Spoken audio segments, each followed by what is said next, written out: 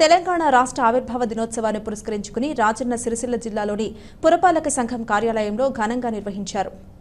తెలంగాణ రాష్ట్ర ఆవిర్భావ దినోత్సవ వేడుకల్లో భాగంగా పురపాలక సంఘ అధ్యక్షురాలు జిందం కళ చక్రపాణి జాతీయ పతాకావిష్కరణ చేసి ఘనంగా తెలంగాణ రాష్ట్ర ఆవిర్భావ దినోత్సవ వేడుకలను నిర్వహించారు.